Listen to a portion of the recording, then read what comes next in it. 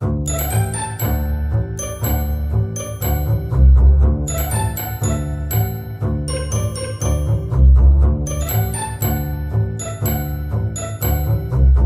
make sure to convert the divisor into a whole number.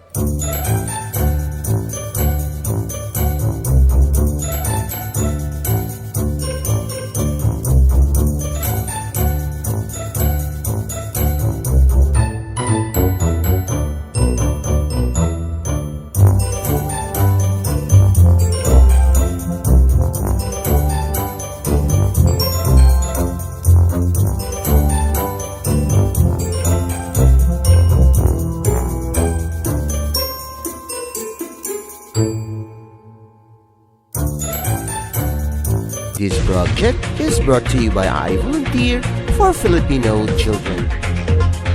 Just remember, this is my personal advocacy and it is free.